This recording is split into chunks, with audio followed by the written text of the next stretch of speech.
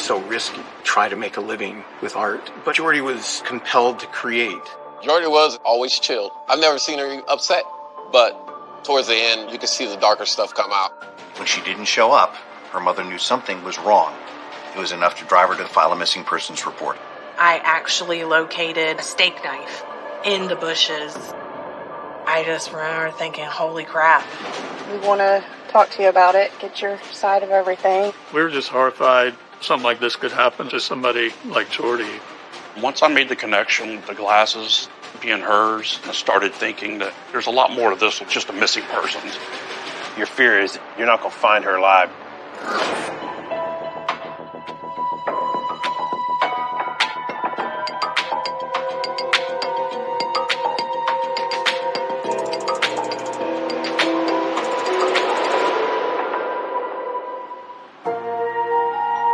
Spring 2016, St. Augustine, Florida. A picturesque seaside town with a thriving art community. Jordy Hudson is in her element, fresh off a successful art show. She stood out from everybody else. She was always into what her passion was, art. Me liking art and her being an artist, I kind of looked up to Jordy. Always nice, genuine person. Way chill, way mellow. Her work was different than most anything I'd ever seen. It was very visceral. Jordy put her heart and soul into it. It was real, and it was genuine and original.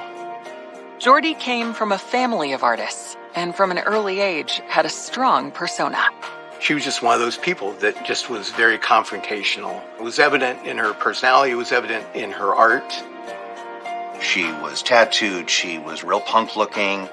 She was always on the fringe. She was always out to make a statement. A leader, never a follower. In 1985, at just 15 years old, Jordy attends the University of North Carolina School of the Arts. After that, the School of the Museum of Arts in Boston. And by her early 20s, her art is exhibited in galleries across the country. It is so risky to try to make a living with art. But Jordy was compelled to create.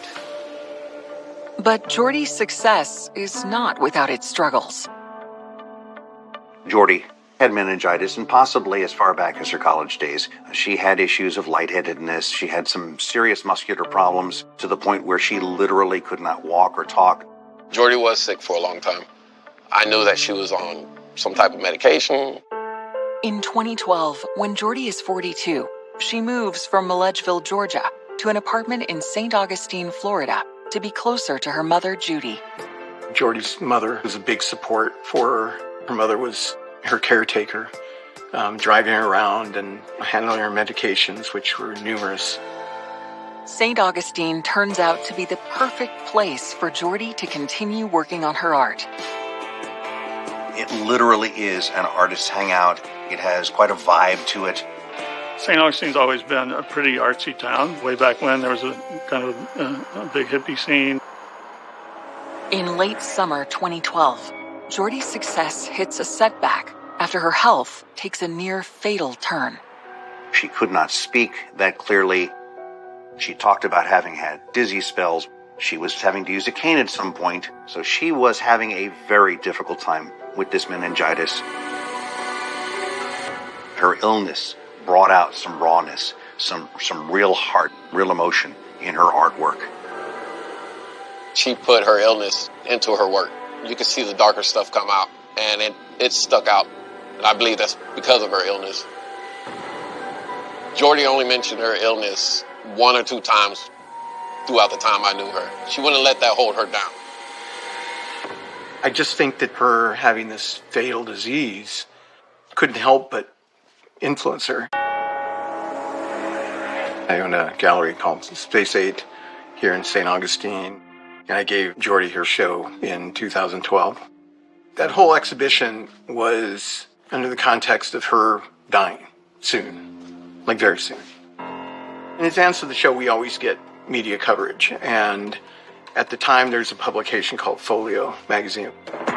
They were sent to cover her and talk about her art. Very first meeting, Jordy was one of those people that was memorable in so many ways.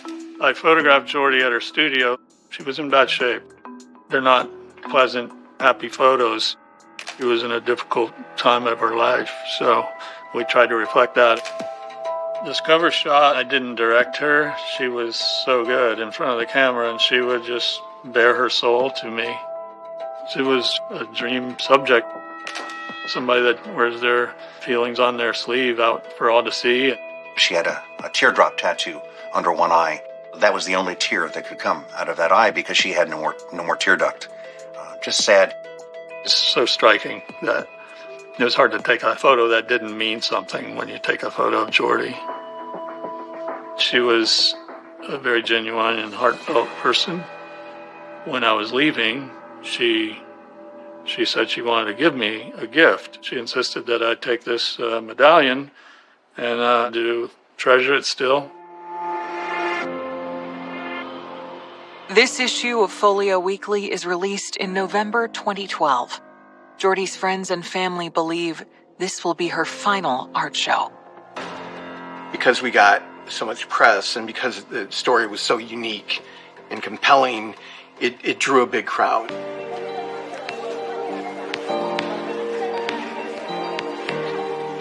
People were very excited about it. She was literally on her deathbed leading up to the show, during the exhibition. And I think it was just really emotional for her to get the acknowledgement for her art, not her, illness. And soon, perhaps motivated by the show and the feature, Jordy's health improves. It had gone into remission. I remember being surprised and being, happy that she beat it. Over the years with Jordy, we would run into each other, would talk, and it's normally only about her art. Here's an artist who apparently was recovering, who was getting stronger. She was back on the upswing. She had that attitude that I'm totally comfortable with what we're doing, and she was great. Jordy was just thriving and creating art and in not letting her illness drive her.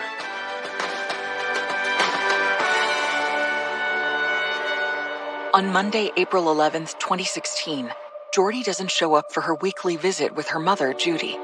That causes Judy to become concerned. Jordy Hudson would stop by her mother's place on a regular basis to pick up a stipend for rent or for food. When she didn't show up, her mother knew something was wrong. When 3 days go by with no word from Jordy, Judy contacts the St. Augustine police. At first, we weren't really concerned. We get calls all the time. My wife didn't show back up home. She hasn't been home all weekend. And come Monday, she shows back up because she's, been out partying. I wasn't sure if she was just hanging out at someone's house, never came home. But with these kind of investigations, we have to turn over every rock. We started looking at police reports and hospitals to locate Jordy. The day Judy reports Jordy missing, Sergeant Etheridge responds to an unrelated call at 88 Cedar Street in St. Augustine. The homeowner had called and said he had seen somebody's personal effects in his driveway, some blood on the sidewalk, and he wanted to make sure that nothing had occurred, that no one was hurt or injured. When I went up there, I started talking to the homeowner. He showed me a pair of glasses, and where the blood drops were, they were right on the edge of out by the road on the driveway, close to the fence. Took, some samples for evidence, just in case something came up of it at a later time. I went and collected the pair of glasses and brought it back to the police department. When he returns, Sergeant Etheridge continues reviewing Jordy's case and makes a disturbing connection thanks to the photo of Jordy that Judy had given to the police department. The photo she provided had Jordy in dark frame glasses. I scrutinized the photos a little bit more. I was able to see the hinge on the glasses detailed, and I compared them to what I had in my hand. And It was a dead ringer for the glasses in her photo. Once I made the connection with the glasses being hers, I started thinking there's a lot more to this than just a missing persons. We're thinking maybe she had gotten into a scuffle, something like that had possibly occurred. Investigators worked to identify Jordy's final moments. I watched the video surveillance. I knew she was definitely with somebody that night, and that was our first break. Last time I saw her was when she walked out the door. No idea that would have been the last time. And using every tool in their arsenal, they focus on finding answers. There was video surveillance directly in the area where the blood was located. How did we get so lucky? It was when we showed her the picture, and she realized that we knew what we were talking about and that she needed to fess up.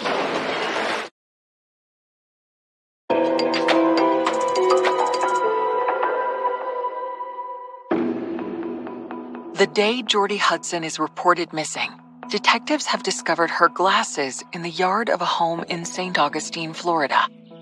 Myself and Detective Watchcott went back out to 88 Cedar Street and started really doing a lot of more detailed search. Not too long into the search, we discovered a large amount of blood in the bushes. There was a significant amount of blood. It wasn't just somebody tripped and fell. It was a lot of arterial spray on the bamboo, on the fence, and, puddles of blood. There was enough blood that we realized something definitely bad had happened to Jordy. I was starting to look through the underbrush. As I was moving it apart with my hands, I actually located a steak knife in the bushes. I just remember thinking, holy crap. One of the first things that we did is we went to Jordy's house. I looked around to see, was there a struggle? Did something happen? Is furniture overturned? To see if any items are missing. But nothing seemed out of place. As detectives are leaving Jordy's home, they run into her neighbor, Fred Stanley. While we were at Jordy Hudson's house, Fred Stanley was trying to get our attention. We walked out to him, started talking to him. We asked him, hey, when's the last time you've seen Miss Hudson? And he goes, well, we were at the Giggling Gator bar the prior weekend, which was the 9th of April. She was supposed to show up at her mom's house the Monday after the time she was at the Giggling Gator, and she never showed up. That, in turn, led us to go to the Giggling Gator and try to get video that night of who she was talking with, who she might have left with, and just any information that could show us where she might be. Detectives head straight to the Giggling Gator, which is just half a mile from 88 Cedar Street, where police located Jordy's glasses and the knife the day after she went missing. The Giggling Gator is basically like a dive bar. We've been there for just various, calls for service, fights, or whatever. I worked at the Gator off and on for about 12 years. We do get a lot of tourists, but at the end of the night, it's usually people we already know. The police. I was at work, and they came in and said Jordy was missing. You feel worried, and you wonder, if they're safe or not. The next question is, what's your involvement with Jordy? I'm just a bartender, and she's a patron. With any investigation, one of the first things we start looking for is video surveillance. And I personally knew the Giggling Gator had a lot of video surveillance from previous cases that I'd worked. The detectives are in luck. They're met with a treasure trove of video. They scroll back in time to Saturday, April 9th, hoping the video will shed light on Jordy that night. There was no audio with the video surveillance from the Giggling Gator, so we have to try and put our mind in interpreting what the video is telling us. The Giggling Gator was a little bit hectic. I noticed a couple of males that were in the back of the bar arguing. They continue scanning through the video second by second. At 1:36 a.m., they spot Jordy. And she is wearing the glasses police found at 88 Cedar Street. I was working that night, and she came in. She said hello. You know, first thing I asked, how you doing? What can I get you? You could tell that her spirit was up. Jordy was having a decent night, a good night. They also see Fred Stanley, her neighbor. I could see Jordy come into the bar and that Fred was following her in. They ended up hanging out, having a couple of shots. And after a while, it looked like they got into a verbal argument. And Jordy seemed very upset and agitated. You're just trying to figure out what was the incident between Mr. Stanley and Jordy? It kind of looked like Fred was trying to get her to leave and she didn't want to go. Eventually, Fred left the bar and Jordy stayed and continued to have a couple more shots. The argument caught on video leads detectives to wonder whether Jordy's neighbor, Fred Stanley, may be responsible for her disappearance. We watch Fred leave the bar and walk down the street. It was never in any of the other video surveillance that would indicate he came back to do anything to Jordy. By looking at the video, you can eliminate people or you can include people. And in this case, with Mr. Stanley, it excluded him. Jose tells investigators he didn't notice anything unusual inside the bar that night. I remember actually taking a break or have a cigarette. Jordy explained her new pieces and stuff. She did mention, like, some of my stuff could be dark. She asked questions like, are you into that type of work? And I told her I'm very open-minded. Just have to see it and see if I like it or not. So I remember when I said that, she smiled and she said, that's cool. Maybe you should come check out my new work. That's when I agreed to do it. You know, like, okay. Jose doesn't know that these will be his final moments with his friend. Last time I saw her was when she walked out the door. I just remember her saying, I'm going to go hang out with some people. I expected to see her later on that week. No idea that would have been the last time. As the detectives continue watching surveillance footage, something catches their eyes. We saw the outside surveillance cameras, a large male and a couple other guys taking their shirts off like they were going to fight. I remember there was an altercation.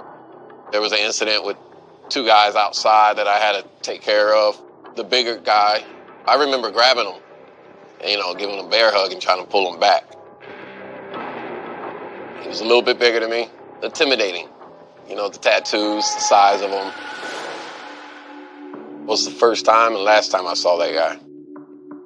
The large male was covered in tattoos. One was a big giant sword and head tattoos.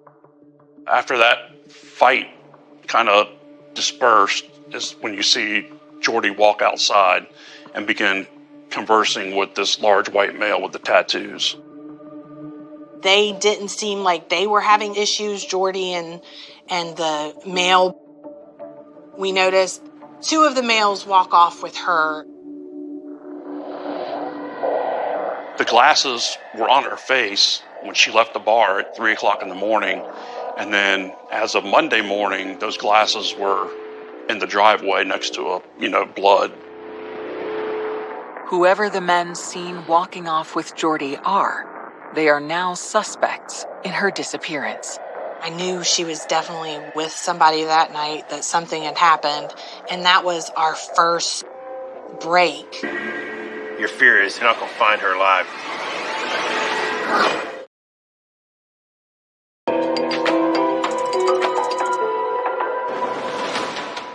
On April 15th, 2016, a day after Jordy Hudson's mother reported her missing, investigators have found surveillance video of her leaving the Giggling Gator bar with two unidentified men. We saw the outside surveillance cameras, and we saw her leaving with those two individuals. Watching the video surveillance, I knew Jordy, but nobody else had a name. I had no clue how we were going to figure that out. It's during the time that I'm watching the video surveillance that one of the bartenders says he recognizes one of the males and knows his name, Trinity Boykin. Trinity had gotten into the fight with the man that Jordy had left with. Trinity was not a suspect only because we saw Trinity leave, and he didn't leave with Jordy.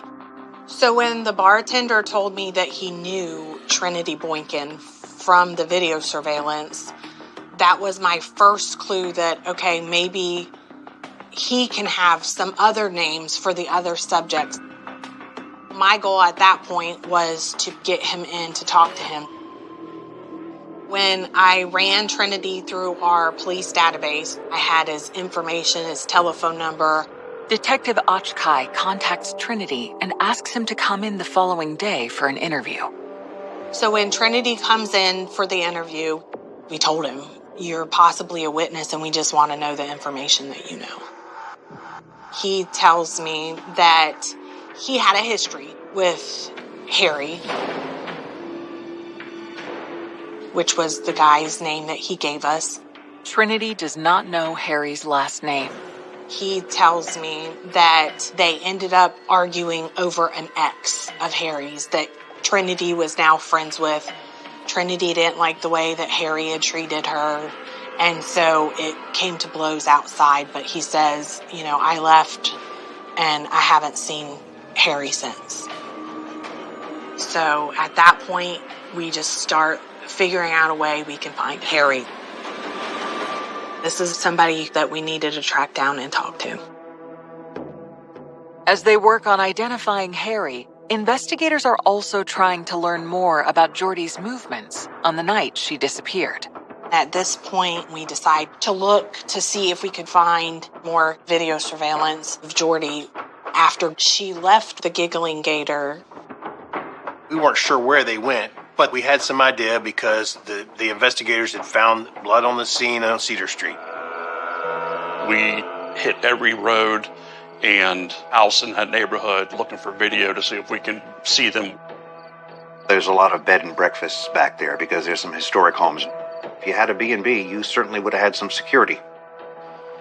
One of the Airbnbs had a pretty good video surveillance system that had night vision that was pointed pretty much directly in the area where the blood was located. We were like, how did we get so lucky? Investigators immediately begin reviewing the footage, hoping it will show what happened to Jordy on the night of April 9th. It's very time consuming because you're watching the video frame by frame, minute by minute, at the same time as it's actually live. You don't want to speed through it because you could miss something. Though the footage is grainy, they spot two individuals walking down Cedar Street at nearly 3 a.m., shortly after Jordy left the Giggling Gator. When we picked them up on video, that third subject was no longer with them, and it would just appear to be Jordy and this large white male with tattoos on Cedar Street. Two people got to one spot. You can clearly see them walking down the street. You're like, okay, this is going to get me somewhere good. We're getting closer to it, finding out what happened on Cedar Street. They're talking, and then at one point, they were walking down into more shadows across the street where we located the blood. And now they look agitated. They look upset. They look like they're arguing. The headlights of an oncoming car illuminate what happens next. You see what appears to be an upward motion with the male's hands as if he's stabbing the female. And the next thing you see is she's on the ground and he's dragging her body into the driveway. We had no clue that that's what we were going to recover, that it was going to actually be a video of her being stabbed and then tossed over the fence. And we were just shocked.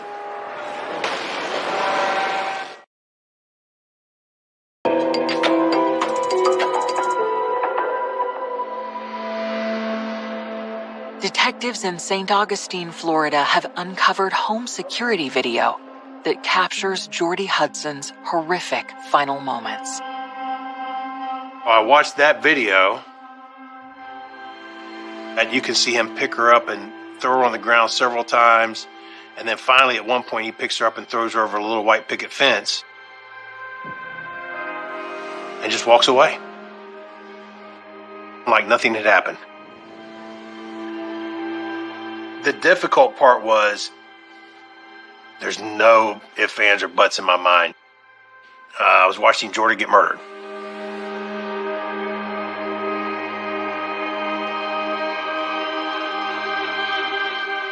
The police, they came and said Jordy had been murdered.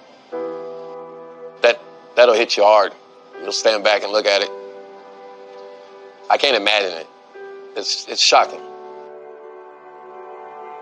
Felt sad about her, losing her, knowing that I'm probably one of the last people to talk to Jordy. It made me think, okay, this is the last place she was at. What happened to her? Could I had maybe 5 more minutes of conversation? Could I had changed the whole night? That runs through my mind, what could I have done for this been prevented? Well, everybody was shocked that could happen here. We were just horrified trying to figure out how something like this could happen, especially to somebody, like Jordy. I mean, it's unthinkable that somebody could do that to somebody that's so vulnerable.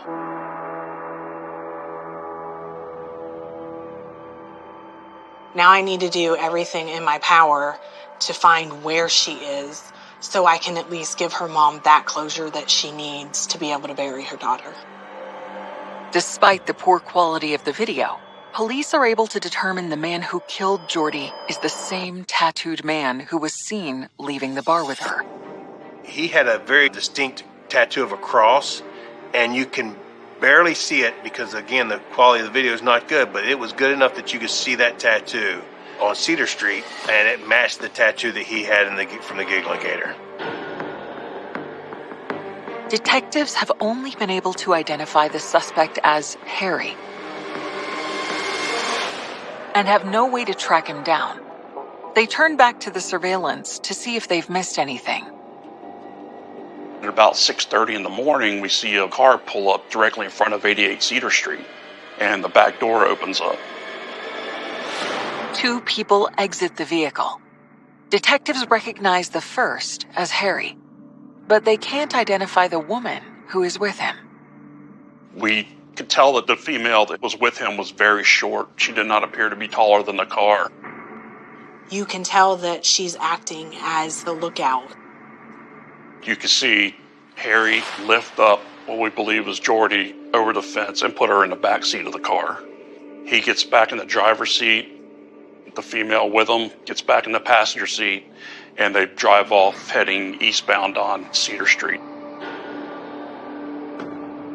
When the car leaves, as it drives by, you're doing everything you can to maybe get some identifiers to the vehicle. We could tell from the video that it was either dark blue in color, possibly black. As they're watching the video, one of the detectives states he believes the car is a Nissan Versa. We were like, there's no way. We can't figure that out just by a video. And he was like, I'm telling you right now, I recognize the taillights and the headlights. It's going to be that car. If they can identify the owner of the vehicle, it could lead them to Harry. I'm trying to go frame by frame and get any information and get that tag number.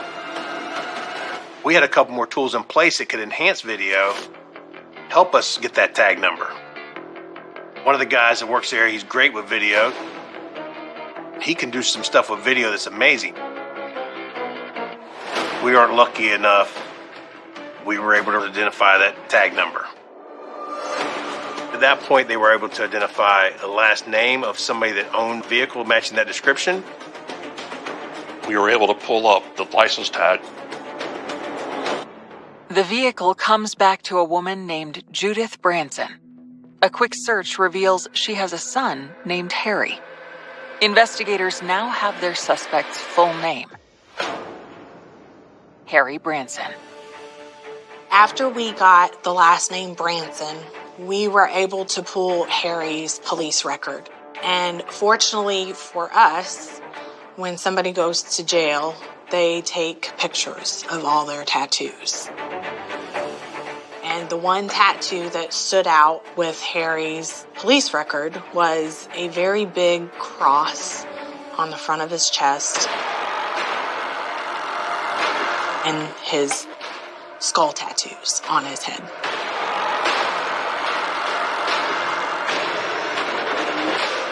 From the size, the height, the weight, everything else with the tattoos, he was easily identifiable. Now, knowing his name, there actually is a way we can find him.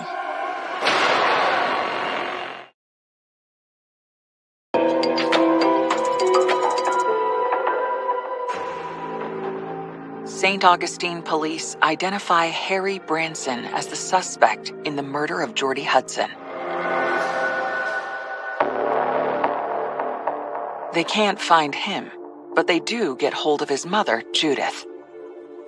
She told us she knew nothing of what had occurred. She had woken up the next morning and her car was where it was supposed to be and she had gone to work. And all of us believed she didn't know what her son had done. Miss Branson wasn't aware that he had taken her car, and at first she's like, no, that's not him, because we showed her a picture of him. The large tattoos all over his body and the head tattoos. And eventually she's like, yeah, that's my son, Harry. And she agreed to let us go through her car to see if we could find any evidence. We opened up the doors, and we saw a lot of reddish-brown staining that appeared to be blood. At that point, we sealed the car up, and it was transported to the evidence text to go through and see if we can find anything. At that point, Branson knew we were on to him. He found out the police were talking to his mother, and he ran. Detectives believe their best lead to Harry may be the woman seen in the surveillance video with him, but they still have not been able to identify her. We started looking for females that he could be associated with. They discover police recently responded to a domestic dispute at Branson's residence. The victim in the report is his girlfriend, Christine Thomas. We discovered that Christine Thomas was very short. She was like 4'11", and she matches the height description when she was standing next to the car. So Christine's brought in for an interview. And your name? Christine. Christine. Do you know who I'm talking about when I say Harry? Harry Branson. Yeah. We have had an on-again, off-again relationship since I got here in January. Have you ever been to Cedar Street here in town? Do you know where Cedar Street is? No. I'm going to tell you that we have several videos from Cedar Street, or Friday night into Saturday morning, with a female that looks very similar. It's you. Okay. I want to know why I have you at Cedar Street on film. I don't even know where Cedar Street is. She definitely is not being cooperative. There were quite a few questions that she totally lied. That video shows you and Harry, okay, on Cedar Street. I don't know what you're talking about. I'm telling you, Saturday morning, we have several surveillance cameras. It's having to be pulled out of her instead of telling the truth. This is Jordy. Yeah, because I've never seen a lady in my life. It was when we showed her the picture of the Versa and her standing there next to it on the passenger side is when she realized that, we knew what we were talking about and that she needed to fess up. Would you share with me what the first thing out of your mouth was when he called you?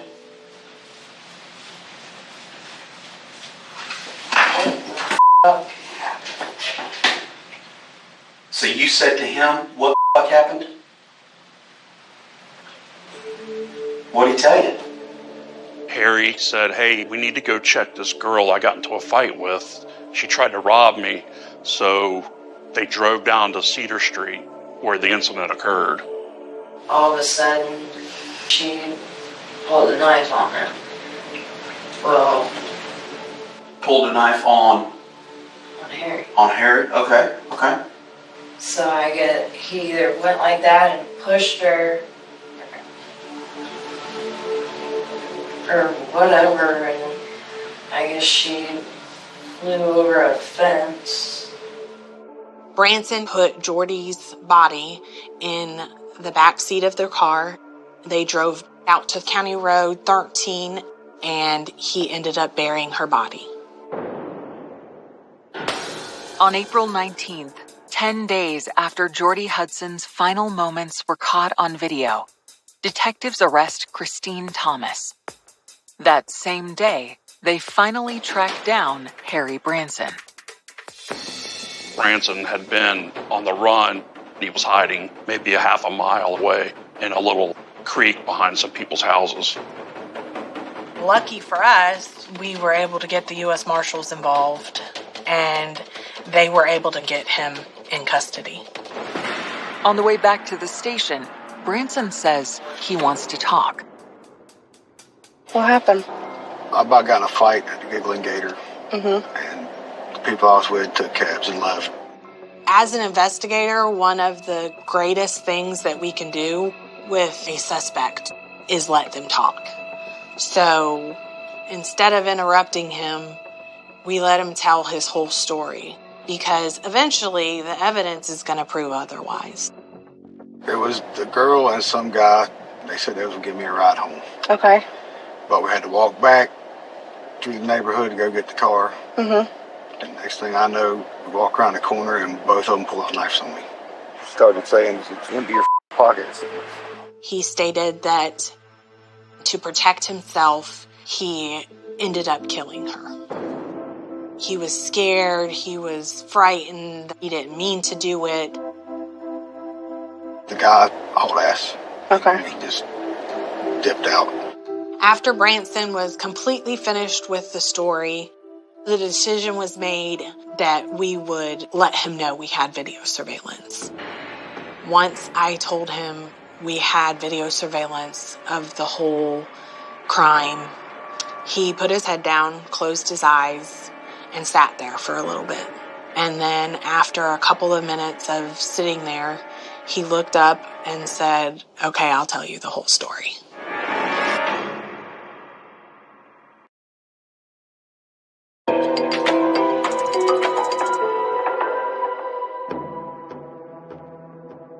On April 19th, 2016, 10 days after Jordy Hudson was last seen alive, St. Augustine police arrest Harry Branson for her murder. Branson originally claimed he killed Jordy in self-defense, but now he says he's ready to tell the truth about what happened. We have the whole thing on video. So I'm going to give you an opportunity to be 100% truthful with us. Branson told us that they had left the bar, that they had been hanging out and talking, and at some point, Jordy said something to make him mad. I don't even know what she had said, but I snapped. I completely lost it, and I don't know why or how. He punched her in the face. And his story was that at that time, Jordy pulled the steak knife from her purse and tried to attack him.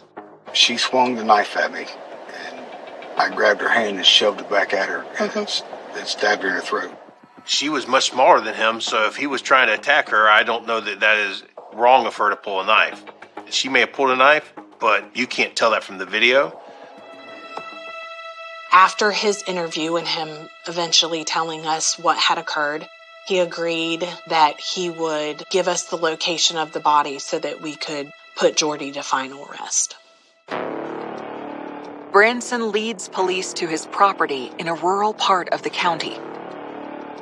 When you go up and you turn to the yard, there's a fire pit right over there. Under the fire pit. Did you burn her? No. I buried her. I freaked out. I didn't know what to do. He told us that he had started a bonfire afterwards so that nobody would see where he had just recently dug up the ground. All right, so she's buried right there. Yeah. We had the evidence technicians from the sheriff's office start coming out, and we started excavating the fire pit. Ultimately, we located Jordy Hudson. She was wrapped up in a shower curtain in the hole, about 3 feet down. Her injuries are consistent with what Branson described in his confession. But there's an additional grisly detail he failed to mention. Apparently, he cut off her fingers to remove the rings. It was unknown if that was a robbery or just an attempt to remove rings that might have helped identify her. What really gets me is that one of those cut off fingers was shoved into one of Jordy's neck wounds. When the results of lab tests on Branson's mother's car come in, they strengthen the case. The blood is matched to Jordy Hudson. Officials say Branson has been charged with murder and Thomas has also been charged with accessory to murder. Branson faces a mandatory life sentence for the murder of Jordy Hudson. But in a bid to avoid life behind bars, he pleads guilty to second-degree murder and abuse of a dead human body. Branson is a very violent subject. He would not say why he did it. He refused to tell us what exactly she said that made him mad. Without the video, this crime may never have been solved. We may still be here today trying to find out where Jordy's at. On May 30th, 2017, 13 months after the murder, Harry Branson is sentenced to 50 years in prison. For her involvement in the crime, Christine Thomas pleads guilty to accessory to second-degree murder and is sentenced to 8 years in prison.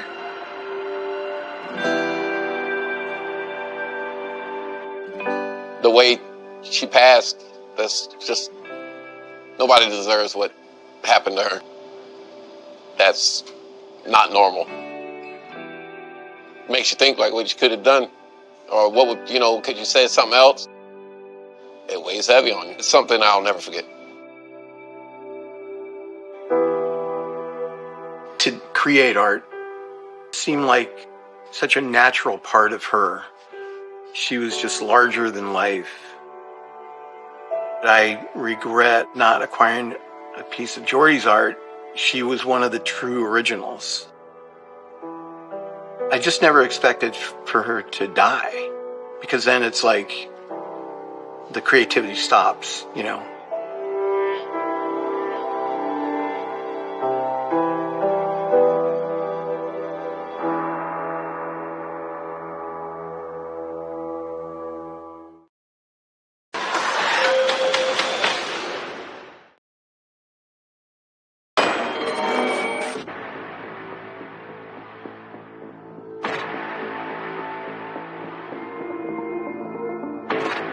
We were supposed to go out to eat. So she goes, let's do it after New Year's because we don't want to be outside with these clowns when they're acting up during New Year's.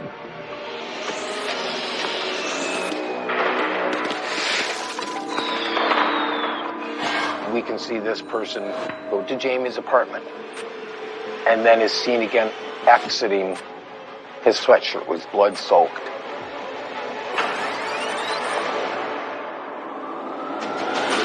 It looked like a pretty brutal fight had taken place in that bedroom. How could this have happened? They didn't have any answers for me. We thought it was unlikely that it was a random act of violence. We pull up Jamie's Facebook and see if she's friends with this guy. And she was. You wonder what his mindset is, what's he capable of.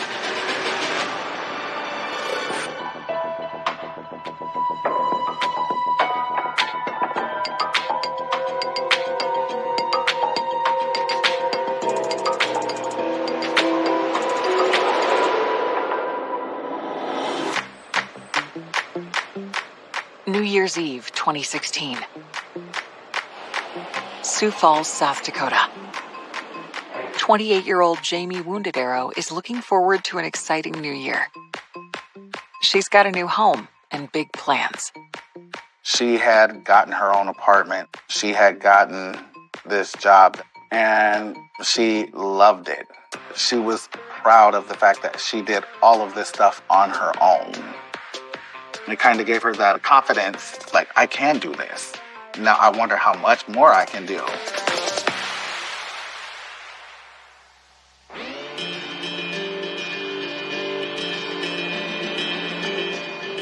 Born on the Pine Ridge Reservation in South Dakota and a member of the Oglala Lakota tribe, Jamie is the youngest of 8 children.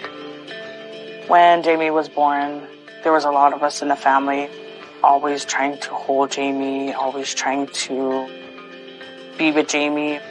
She was a complete mama's girl. She loved her mom. That bond that Jamie and my mom had together was unbreakable. Jamie has always been proud of her Native American heritage, and it is a central part of her identity. Being Oglala Lakota was like everything for her. There was like a sense of freedom, and I saw that from her. And there's another part of Jamie's identity that she's proud of. Though her assigned sex at birth was male, she has always identified as female. Jamie started to know that she was transgender and never hid that from day one. Especially how she would dress, the makeup, the way she carried herself, and into the schools. None of that was hidden. My mom would help Jamie and they would get through things together. My mom was always there for Jamie. In some Native American cultures, the term used to describe a transgender person is two-spirited. It's pretty much used everywhere now as the Native American community. If you're LGBT, this is what you are. It's just something that we're born with. This is how we walk. We walk both worlds.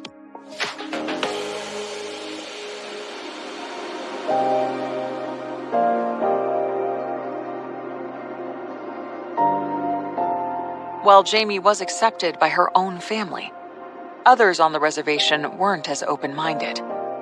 Jamie had a heavy weight on her due to being transgender. The negativity that was going around and what Jamie had to go against. She used to tell us stories about how she was picked on, and she really didn't seem like she could be herself. In high school, the emotional toll drives Jamie to drug and alcohol abuse.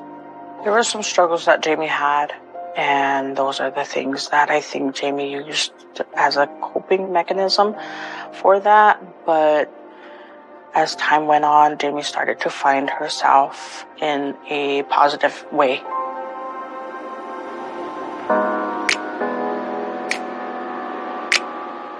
When Jamie is 26, she decides to leave the reservation in search of a more supportive community and to start working on her sobriety. She moves to Sioux Falls and soon connects with a support group for the Indigenous LGBT community. We were running the Sioux Falls Two-Spirit and Allies Society. So she walked over and she goes, "Are you guys Two-Spirit?" And we're like, "Yeah." And we just kind of sat and visited like we already knew each other. It seemed like she felt free. She could actually be herself. She got on the track of, actually I'm gonna sober up. Then she went to treatment. She got better. She would contact me for support in her sobriety, just because I knew her struggle and I was sober. It was more like a big sister, little sister thing of just watching out for each other.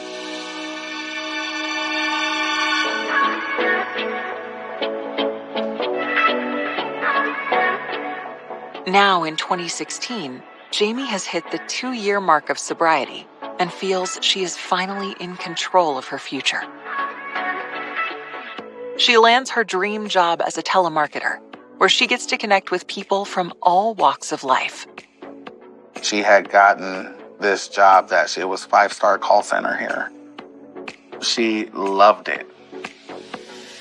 And she actually sat and told me, she goes, "Sister, I feel like I'm good. I finally feel like I'm good now, in a good place." On New Year's Eve 2016, Jamie opts for a quiet night at home after picking up some takeout. Jamie and I spoke over the phone. We were supposed to go out to eat. So she goes, "All right, well, let's do it after New Year's because we don't want to be outside with these clowns when they're acting up during New Year's." And I said, "Okay, yeah, we'll do it." At 8:30 p.m., she settles in for the evening. Jamie had posted a meme of Marge Simpson laid out in a bed, obviously sleeping. And Jamie posted it in a joking kind of way, indicating that although she knew most of her friends would be out partying that night, she had no intention of doing so. And Jamie's sending out some text messages to family and friends that said, "Happy New Year." Her loved ones don't know it is the final time they will ever hear from her. As the new year begins, Jamie grows uncharacteristically quiet. No calls, no emails, no texts, no online posts. When Jamie initially stopped communicating using her cell phone, her friends didn't reach out to law enforcement initially, perhaps out of a desire to give their friends some privacy.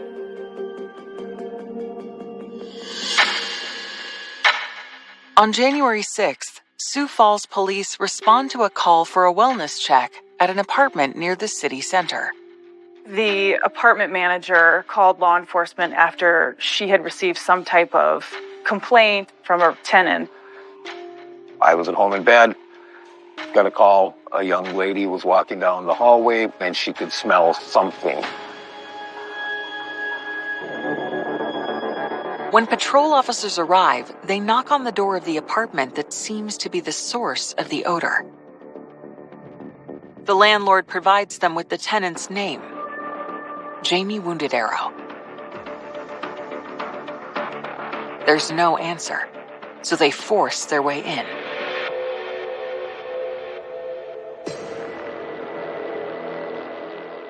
Nothing seemed to be in disarray in either the living room or the kitchen, but that was a different story once you entered the bedroom.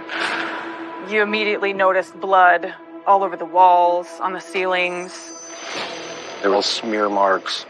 The bedding was all over the place and full of blood. The floor was full of blood. It looked like a pretty brutal fight had taken place in that bedroom. Given the condition of the scene, the patrol officers call in the homicide squad. Detectives quickly arrive and continue searching through the apartment. The closet doors were the type that slide back and forth, and they had been broken off with the hinges. In the closet was Jamie. On her back, she'd been secreted in that closet. Her shirt was pulled up, and I could see what appeared to me to be stab wounds to her chest. Jamie's body's obviously in a state of decomposition. What's going through my head is that we are way behind. Everyone talks about the first 48. We're way beyond that. We're way past 4 or 5 days.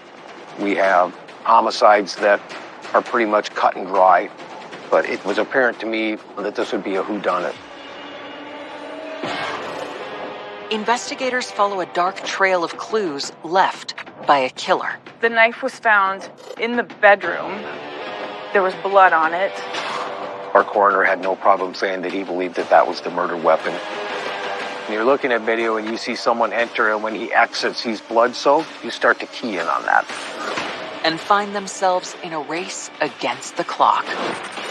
Anytime you have, especially a homicide suspect who's on the run, who's also on the run from parole, You still wonder what his mindset is. Is this an isolated incident? What's he capable of?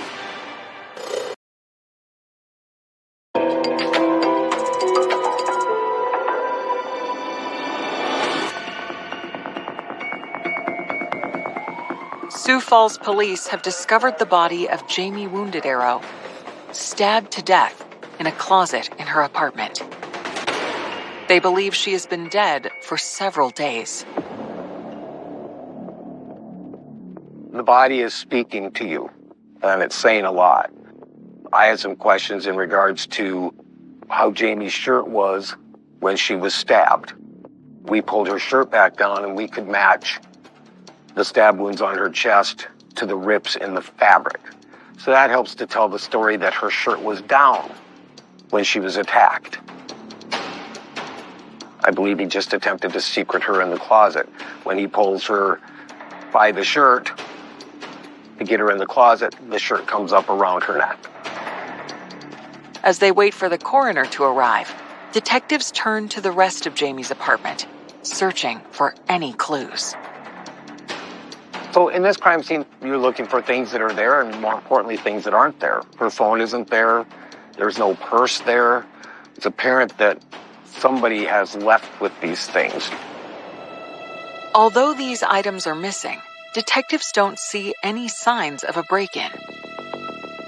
As they continue to scour her apartment, they discover what they believe could be the murder weapon. The knife was found in the bedroom. There was blood on it.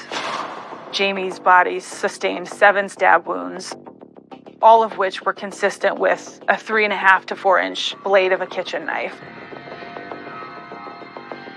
That knife was bagged, sent into the lab for forensic testing. Our coroner had no problem saying that he believed that that was the murder weapon. With a killer on the loose, investigators know they must move quickly. Jamie's phone was missing. Obviously, that becomes a major focus with some of the investigators that I've tasked to find her phone. So there are subpoenas being written, search warrants, everything we can do possible to find the phone. The other huge thing in today's day and age is video. Jamie's apartment complex had surveillance cameras stationed at various locations on the property, near the entrances and exits to the buildings themselves. You're literally praying that these cameras are functional. So there's phone calls being made to management to have them save and preserve all that videotape. While they wait to get the video, detectives are faced with the difficult task of contacting Jamie's family. When I had gotten that call, I just asked why. Why has this happened? And how could this have happened? They didn't have any answers for me. Then I let my mom know. And that was hard to relay that information to her because she had dementia. It brought tears to our eyes because it was devastating. It was unreal. It was heartbreaking.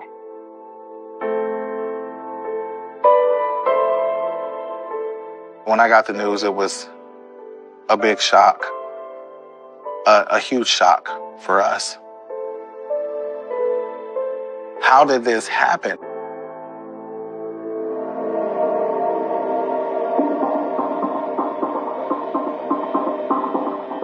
News of the murder of a Native American transgender woman brutally stabbed in her own home quickly spreads. It's unusual. It is still headline news when a murder happens in Sioux Falls. So the fact that it happened on New Year's Eve to a member of the trans community was a really big deal. They wanted to make sure a killer was brought to justice. In search of answers, detectives begin questioning Jamie's neighbors. It was a huge apartment complex. I'd say probably 1,000 people living there. It seemed to be a place where people kept to themselves. people minded their own business, and so it wouldn't be unusual for a tenant to not be seen by his or her neighbors for a number of days. But you can't discount someone in the building having knowledge and potentially being involved. So we talked to all of them just to find if they were witnesses, and the canvas ended up revealing really nothing. Nobody heard anything. Detectives also look for clues in Jamie's cell phone records and activity on social media. It ends with her post at 11:08 p.m. on New Year's Eve. There was nothing there. This is the last communication she has. There is no usage of her phone, no private messages or DMs.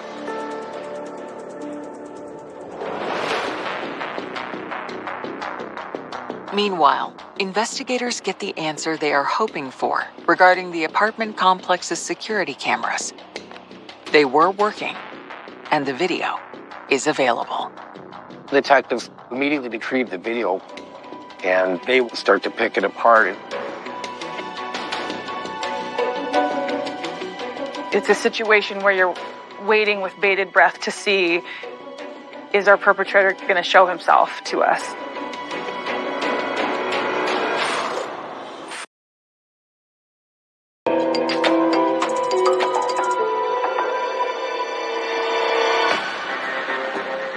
Sioux Falls detectives are pouring through security footage from Jamie Wounded Arrow's apartment complex frame by frame, hoping to find clues about what happened in her final moments. You have to watch every second of it because you don't know what's going to be missed. The video shows Jamie arriving home at 8:30 p.m. on New Year's Eve. The investigators don't see anything unusual in the footage after that, until several hours later. We had surveillance footage that showed a person arriving to her apartment complex at around 3:30 in the morning.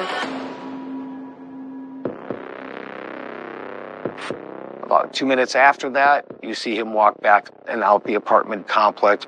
About a minute or two later, he reappears and comes back to the entry of the apartment complex, walks down the stairs to what is Jamie's apartment, and then is seen again an hour and 10 minutes later exiting the apartment complex. Investigators believe they are looking at Jamie's killer. He is the only person seen on surveillance during the window of time in which Jamie was murdered. It was like hitting a jackpot. You can't believe how lucky you are, how lucky that the cameras were recording, that the footage was still there, that it captured our suspect. But the video doesn't give the investigators a clear look at the man's face. Still, what they see leads them to believe this is possibly someone who Jamie knows. The suspect knocked on the door for a significant amount of time, received no response. He walked out, walked around the apartment complex, banged on her window, woke her up. He came back in, and she let him in the house. It's highly unlikely that he's a stranger.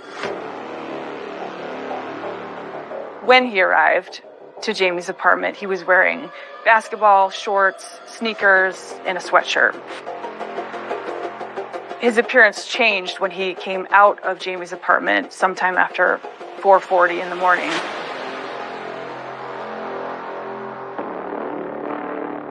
What they see next convinces detectives they are indeed looking at Jamie's killer. And you could read that this was a sweatshirt that said Peabody Energy on it. And it appeared to me that the sweatshirt was bloody. I'd go so far as to say blood-soaked. When you're looking at video and you see someone enter and when he exits he's blood-soaked, you start to key in on that.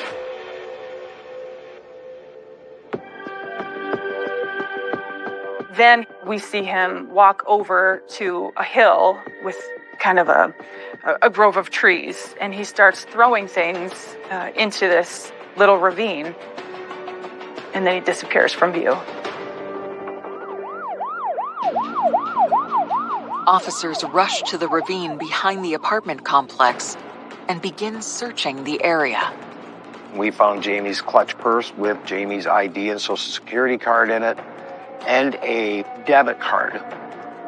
There was no money in it. We don't know if he had taken money out of it, but he certainly had not taken the debit card out of it.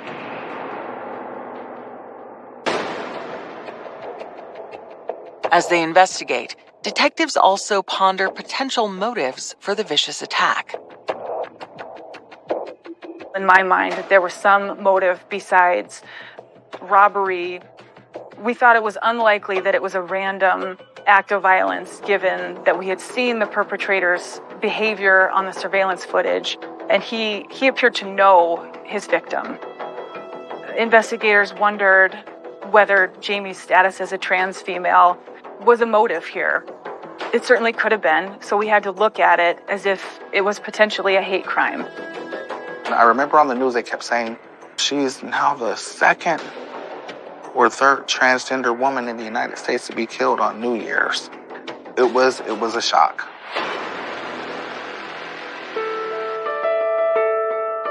Searching for any evidence to support that possibility or point to a different motive for this murder, detectives begin a deep dive into Jamie's background.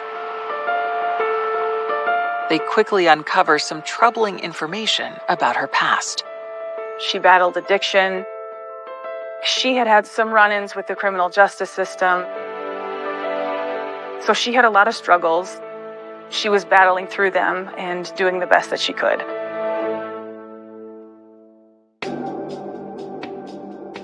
The investigators learned that Jamie's struggles included a conviction for drug possession. As a result, the court had ordered her into a treatment program. She had been to the Arch, which is a halfway house in Sioux Falls. A halfway house means you're coming out of incarceration and they're trying to blend you back into society.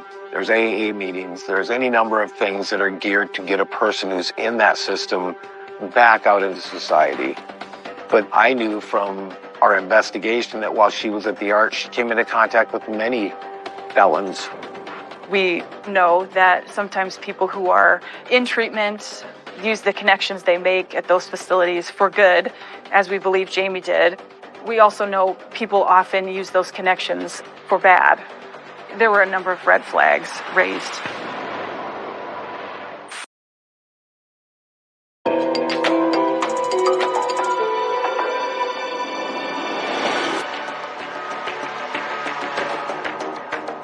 Homicide detectives wonder if someone Jamie Wounded Era met during her stay at a halfway house might have been involved in her murder.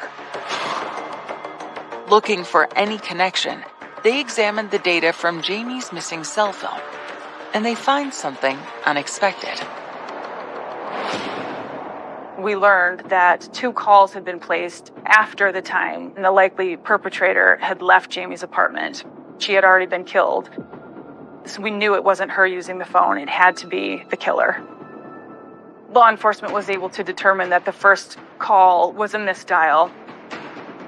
We could see through the records. We got a hold of this gentleman who had nothing to do with the case. After the wrong number, the records show the second call from Jamie's phone came at around 5 a.m. on New Year's Day to a woman named Brianna White Butterfly. She told investigators the call had been placed to her from her boyfriend. She identified him by name, Joshua LeClaire. She indicated to law enforcement that she had been with him earlier in the night on New Year's Eve, and that he'd left at some point that night. They had argued, he was drunk, and he had left the house, and he did not have a phone. And she was wondering whose phone he was using to call her in the early morning hours.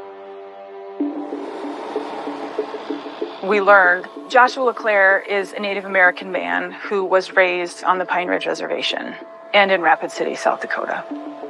He also had a conviction for first-degree burglary from 2011.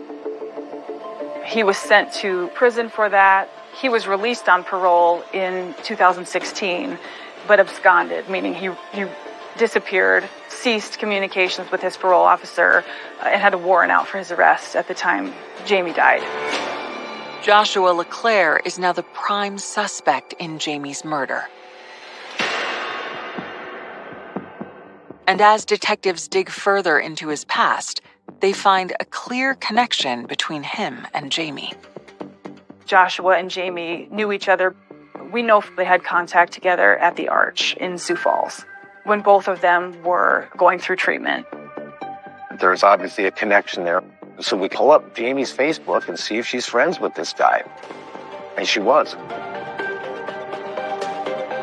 We know that they had some communications, though we're not sure of the extent of their relationship and what it all entailed. Investigators hope Jamie's family can fill in some blanks about the relationship. It started out as far as Jamie helping with money with $20 here and $20 here. And I don't know if there was a relationship there or what, but it had started because he was there also at the Arch. While Joshua LeClaire does seem to resemble the man in the security video, the footage is grainy, and detectives have no physical evidence linking him to the murder, or a motive for him to have killed someone who appears to be a friend.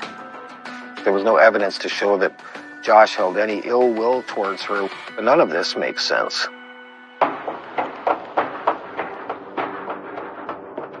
The investigators are ready to confront Joshua to see if he can clear things up. We immediately put out what we call a BOLO, or be on the lookout, for Josh.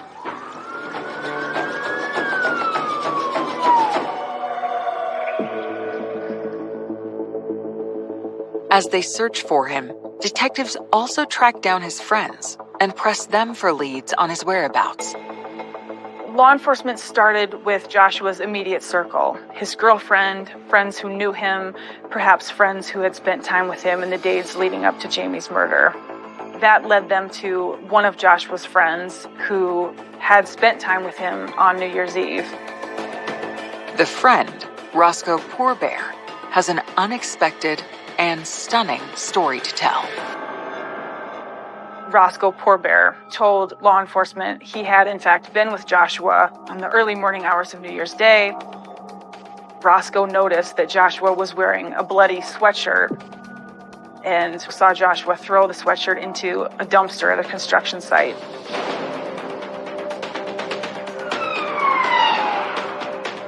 They were able to go to the construction site and they found the sweatshirt just where Roscoe said it would be.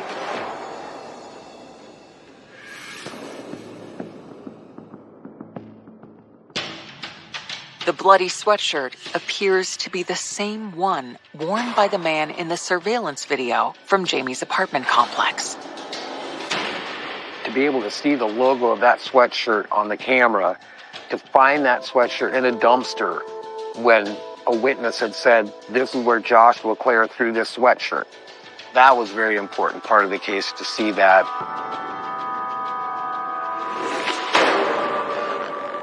As they send the sweatshirt to the forensics lab for testing, police also send the search for Joshua LeClaire into high gear. At this point, efforts to locate Joshua are ramping up significantly, with statewide law enforcement to check all corners of the state for locations Joshua may possibly be. The concern was, has he fled? Anytime you have, especially a homicide suspect who's on the run, who's also on the run from parole, you still wonder what his mindset is. Is this an isolated incident? What's he capable of?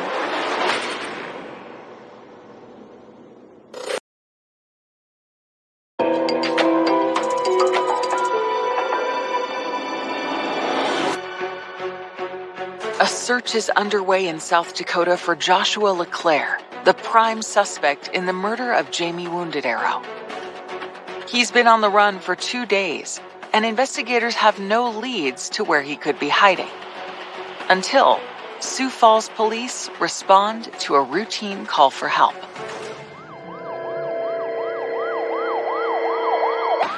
local law enforcement were called to a report of an intoxicated person. They thought this was a call of a drunken, disorderly person who needed to go to detox. Police show up, and initially they don't know who they're speaking to because the man gives them a false name. He lied about who he was. Patrol officers didn't know going in that they were dealing with Josh LeClaire.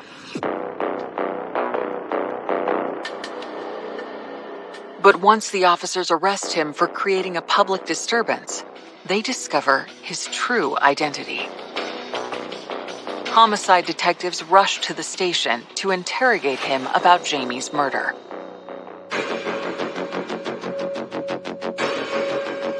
When Detective Bakke got Joshua into the interview room, he was intoxicated, and Detective Bakke knew that he had to buy himself some time. He offered Joshua coffee, offered him cigarettes in an effort to help him sober up. As soon as the detective sits down with his suspect, something catches his eye. Joshua had a significant laceration on his palm. We knew, based on the nature of Jamie's wounds, that the kitchen knife was the murder weapon. And Joshua LeClaire's injury was consistent with using a knife to stab another person. Detective Bakke smartly didn't mention it for a number of hours. It was there, he saw it, and he waited for the right opportunity to talk to Joshua about it. You come and confront him, there's going to be an immediate denial. It's human nature, and it's getting by that denial. It's working around that denial and getting to the truth. That's what takes time. He didn't ever deny knowing Jamie. He didn't deny going to her apartment. He simply used the excuse that he was blackout drunk and could only remember bits and pieces of why he was there and what had happened during the interaction. But Detective Bakke continues to press him harder and harder. We started to broach the fact that he was in the apartment and there was a fight. Joshua said that he and Jamie had argued over a pair of shoes, but Joshua's excuse didn't make sense. The brutality of her murder was not consistent with an argument over shoes. As I began to press a bit, Josh eventually did say that he got the cut on his hand from stabbing Jamie.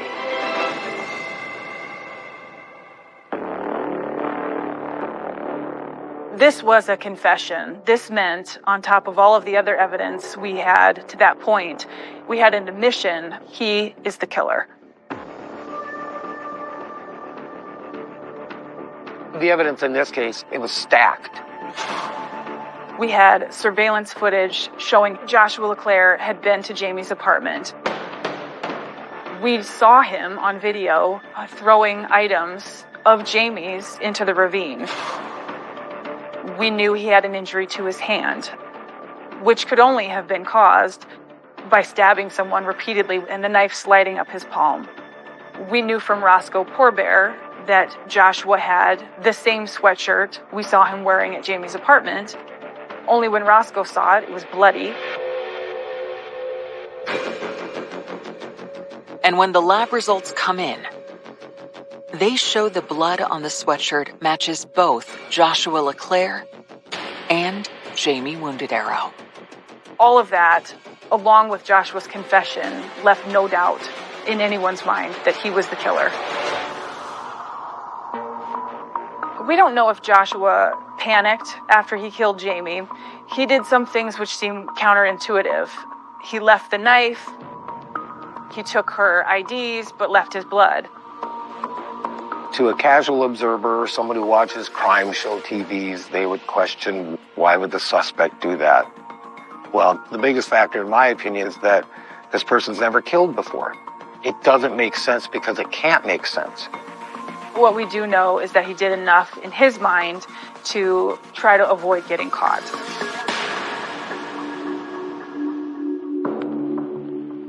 On January 8, 2017, Sioux Falls police charged Joshua LeClaire with first-degree murder for the stabbing death of Jamie Wounded Arrow. But even after a long interrogation, investigators still don't know his motive or what happened to Jamie in her final moments. In regards to the transgender portion of this case and potential hate crime, it simply wasn't there. In my opinion, the brutality of the crime certainly indicated that Joshua knew Jamie and that he was motivated by some sense of hatred, even if not necessarily based on her status as a trans woman. We don't know if he made advances toward her that were rejected or a drunken fight of some sort, an argument. Just the viciousness of the attack signaled to me that there was something deeper beyond just a casual acquaintanceship.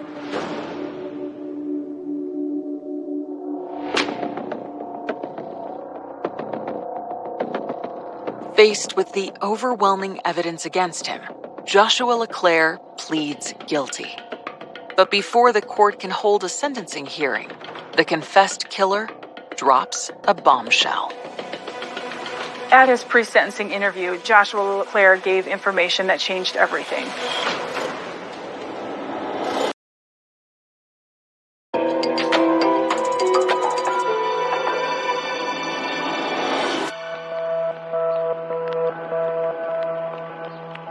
Joshua LeClaire has pleaded guilty to stabbing Jamie Wounded Arrow to death in her Sioux Falls apartment.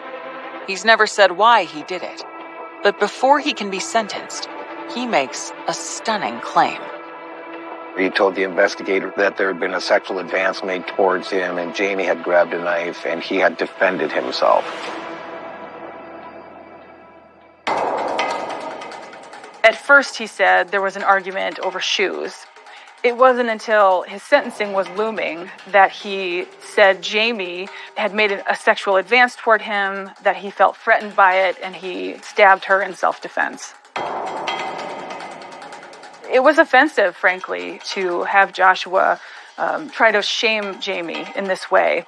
There were no indications that she had made any advances toward him. I don't believe it to be true in any way, shape, or form. I believe that's a person who's at the end of the road and is about to be sentenced is going to say anything.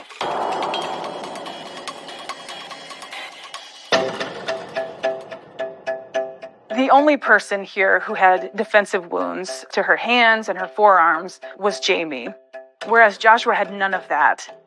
The only wound Joshua had was the injury to his palm, which was as a direct result of stabbing Jamie so many times. At this point, we felt Joshua LeClaire was kind of like an animal backed into a corner. It's not unusual for defendants to shame the victim before sentencing. At the same time, we had to wonder whether the sentencing judge would consider it as true.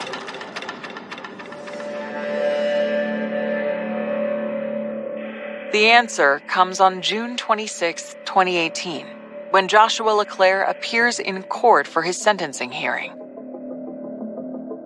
Joshua asked for a lenient sentence, but he spoke about Jamie in the abstract, as if he didn't know her. He said something to the effect of, "No one deserves to be killed this way." When he was the one who did it, it showed a remarkable sense of selfishness and a lack of true remorse. I just remember being there, and I remember seeing him. And I just kind of looked over like this, and I remember it was like, it was real. When it's somebody that you love, it's anger, it's sadness, it's a lot of emotions. And in my statement there, I did mention that he should rot in prison too. The judge rejects the claim of self-defense and sentences 27-year-old Joshua LeClaire to 65 years in prison. Making him an old man by the time he gets out. it is, for all intents and purposes, a life sentence for him. This individual that took our sister's life, our baby sister's life, he got, what was given to him.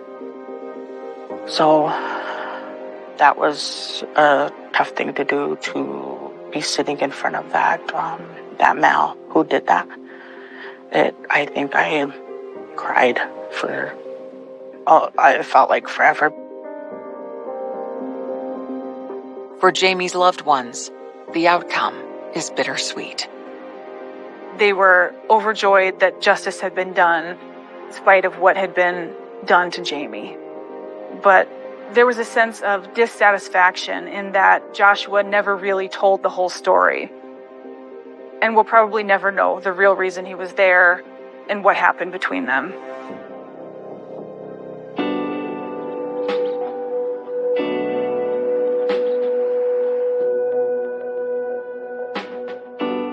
I really miss seeing how happy she was when she started accomplishing some of her goals.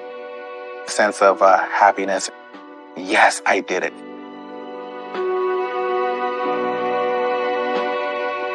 There's a lot of what ifs with Jamie's life being cut short and my mom having dementia. It wasn't just that one time that I had to break the story to her. It was every time that I went to go visit her. I would have to tell her each time that it was Jamie that was gone. And each time that brought tears to her eyes. And we have to relive it. People who go through this, you have to have strength within yourself to continue on, to live your life also, to live for them.